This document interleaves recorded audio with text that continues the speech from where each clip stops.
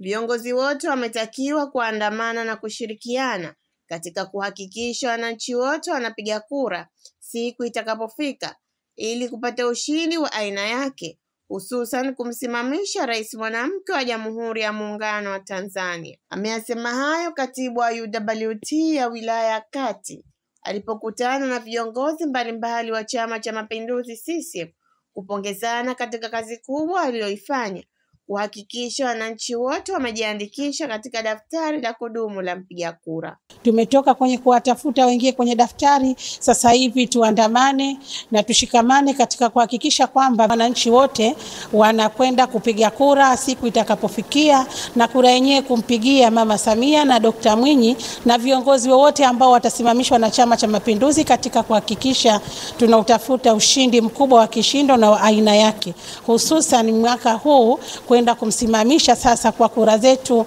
rais mwanamke katika Jamhuri ya Muungano wa Tanzania. Naye diwani wa viti maalum Ziki Mohamed Abdallah amewaomba wananchi wote kuwa na ushirikiano pamoja na viongozi wao ili kufanya kazi kwa urahisi.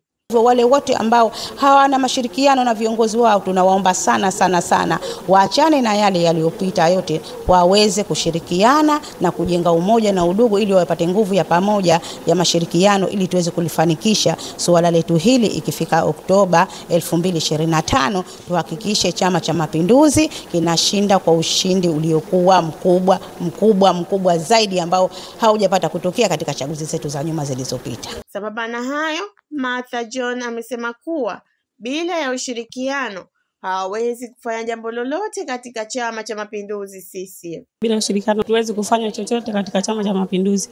Kwa tunaomba ushirikiano umoja tuweze kudumisha chama na mambo yaweze kuzidi kuwa mazuri, maana pasipo umoja akija tafulani itakuwa amani itatoweka. Kwa amani dumu, viongozi wetu waweze kushikamana, waweze kufanya kitu kimoja. Hata hivyo, mwenyekiti wa tawi la Jendele Zaitun Bakari Vuai amewaomba viongozi wawe mfano kwa viongozi wengine, kuwasaidia wananchi wao ili kuwahamasisha na kuwapa moyo katika kufanikisha malengo yao. Viongozi wengine wawe mfano kwa wenzao, watusaidie, wapite matawini mwetu kutusaidia wananchi ili kuzidi kuhamasisha wananchi wenzetu. Mimi ni Ashura Mzee wa SCR Online TV.